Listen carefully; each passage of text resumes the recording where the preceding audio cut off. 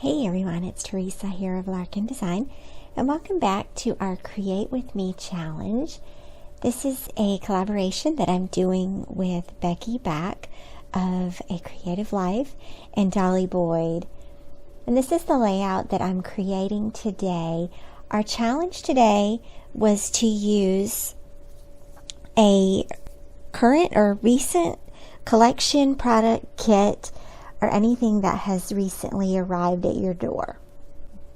And so my take on the challenge is to create a scrapbook layout using a recent collection. And of course, the Maggie Holmes Willow Lane collection has recently arrived at my doorstep, and I couldn't wait to use it.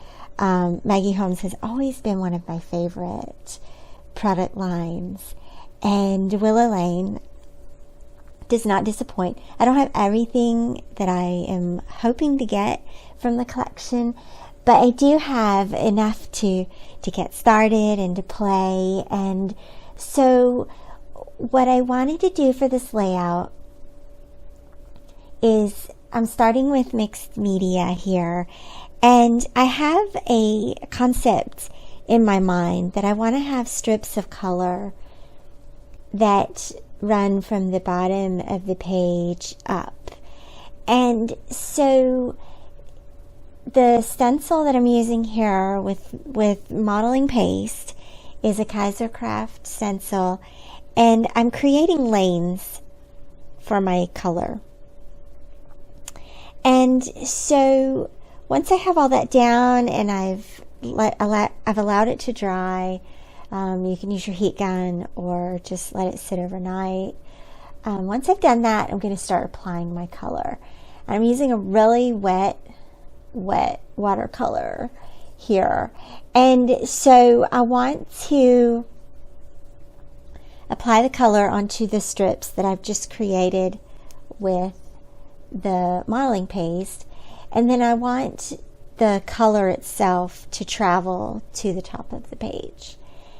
And so I'm going to just fill in and let that paint take its course down the page. And I'm doing this with several different colors here from this watercolor palette. And I am using some of the colors from the Willow Lane collection. And so you'll notice I have one of the patterned papers from the collection that I'm sort of selecting and matching colors from. And so I know that I want to use some of those houses. And I've seen a couple of layouts recently where other scrapbookers have been using clusters of houses on their layouts. And so I have this photo that I sort of scrap lifted it off the internet. And so if you live in the United States, you can go to Google Maps and click on the 3D function and type in an address, and it will show you the address. It will show you like you're walking down the street. And so I did this for one of the houses that we lived in when I was growing up and I was just a little girl. So hence the house inspiration. So this layout is going to be about one of the houses I grew up in. And I haven't really done any of those kinds of layouts. But this is a good opportunity for me to do that. And I actually, a couple of weeks ago, I had a pretty powerful dream about this house. If you want to hear more about it, let me know and I will write a blog post about it. But it was a dream that related to my trauma and related to some of my recovery, and it was actually a really powerful dream. And so this collection had a combination of house icons, and it also has a few references to dreams, and you'll see in a few minutes how I tie the two together in this layout. And I didn't want to do heavy journaling. I just wanted to commemorate having this dream and having a new outlook on some things in my childhood and some things that happened to me. And this is part of my journey. If you don't follow me, if you're new to my channel, I document occasionally. I document some of the trauma and the recovery that I'm in for childhood trauma. And it's a part of my artwork. It's a part of my life. It's a part of why I do my creative work, why I do Project Life, why I do art journaling, why I do scrapbook layouts. It's been pretty important in my recovery and has been very empowering to me to practice art while working through recovery and working through emotional challenges in my life. And so I share some of that sometimes and reference that, and I don't make any apologies for that. It's part of who I am, and I hope that I can offer hope to others along the way as well. So you can see that I am putting down watercolors and then rolling the toilet paper roll, or not toilet paper, rolling the paper towel roll just to lift some of that color back up so that it's not such a wet paint. And so at this point in my layout, I'm going to cut out the houses. I cropped this part of the process pretty liberally because I think everybody knows how to cut out houses. But what I did want to say is that I matched the house color to the paint color. And so I'm sort of creating a street here. This is a street scene of different houses in a neighborhood, and sort of surrounding this. I'm going to surround the photo with these houses as sort of it's representative of the village that raised me. And a village that raised me, even though some pretty difficult things were happening to me, and no one really knew that those things were happening to me, but I was still surrounded by a village of people who did love me. And so that's sort of what I'm representing here. And so you can see here where I've printed out my photo from Google Maps. And when you print a photo from Google Maps, it leaves a little watermark there. But I did want to be sure and credit Google Maps for the photo. But I am going to cover that watermark, that Google mark here. And this is a great way to include a photograph of a house if you don't have any pictures of it, or if you're not able to go back there, due to distance or travel, or if you're just not able to go back because of where you are emotionally. All those are possibilities. So I'm sort of playing around at this stage in my process here of where I want the different elements to be placed. And I had thought about placing the houses along the line of white cardstock. But then I decided to put them there where the stencil ends. And I want to do the layout in a couple of sections. This layout definitely grew organically. I had an idea of how I wanted it to begin with, and then sort of made changes along the way, just as it made sense design-wise. And so I ended up cutting off a little of the cardstock and the paint that I had done, and that's like totally okay. And then what I'm going to do is use this pattern paper to make it the full 12 by 12 layout. And this is about the only time that you'll ever see me use a ruler in a layout. I usually eyeball things. But I wanted to make sure it was a straight line, and it was a good thing I did because I measured wrong the first time and went to lay down the rest of the layout, and it didn't look right. And sure enough, I had mismeasured on one side. So there you go, crisis averted. But now I have the painted cardstock layered on top of that pattern paper.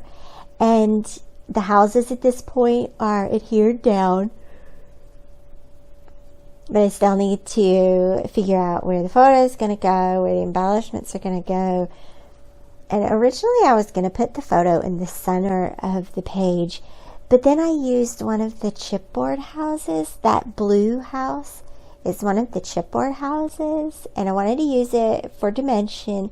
And it's off-centered. So I decided to put the photo off-centered as well. And so now everything is asymmetrical, which kind of presents a few challenges for embellishing, but that's okay.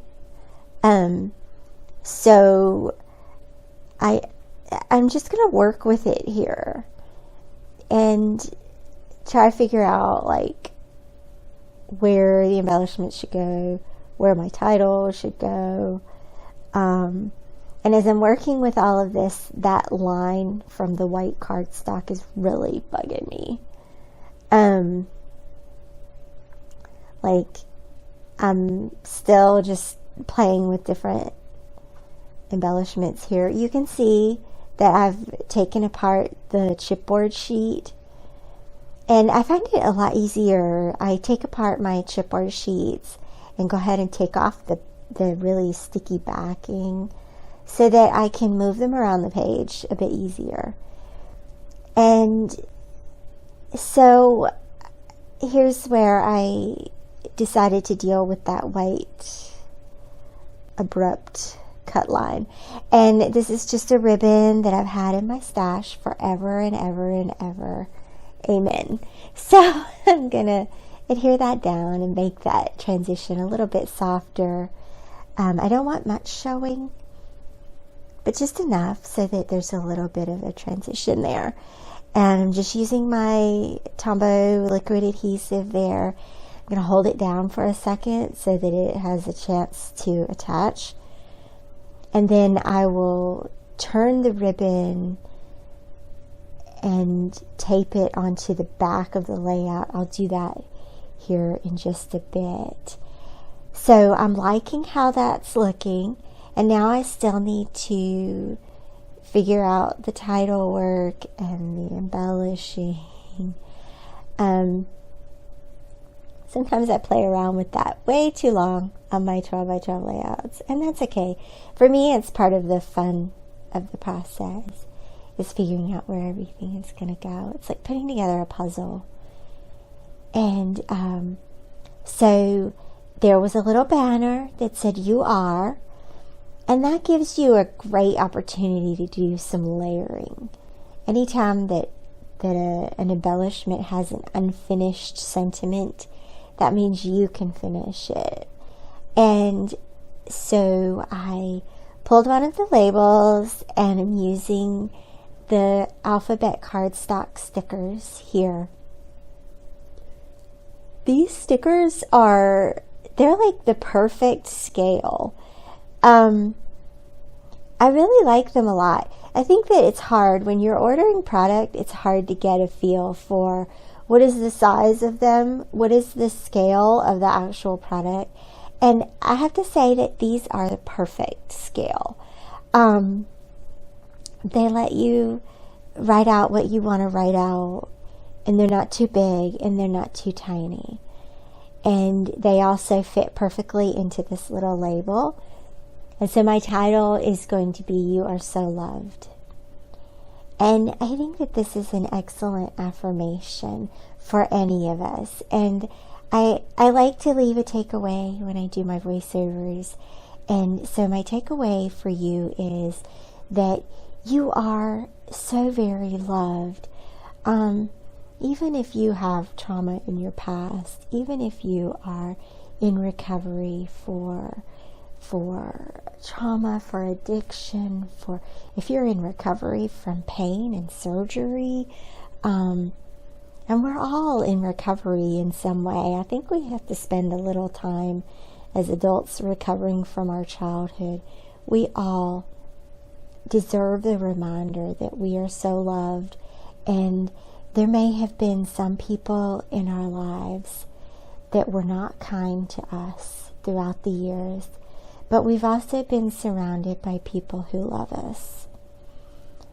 And what adulthood gives us the opportunity to do is to be really intentional about keeping people in our lives who love us, who care about us, who are in our corner, who support us. We get to decide that now as adults. And that can be really freeing. And actually, our bodies can't recover until we are in a safe place, until we feel safe enough and comfortable enough and loved enough to work through. So I want you to know, if you are working through some complicated, complex, difficult issues, know that that's because your body is allowing you and your brain is allowing you to finally do that, because you are safe enough to do that. So that is my takeaway for you today. If you're working through some really complicated challenges, know that you are loved and you are surrounded by people who do love you.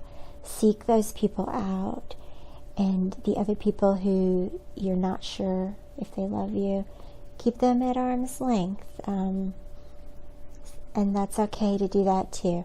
Brene Brown calls those boundaries, right? Those are healthy boundaries. So you can see here where I just adhered that ribbon with the washi tape, and then my layout is complete. So I hope you've enjoyed this process video. I hope you will go check out the other ladies that are participating in the challenge. Be sure to like and comment and subscribe. And we will see you back here next Saturday with the next portion of the challenge. Thank you for watching. Bye-bye.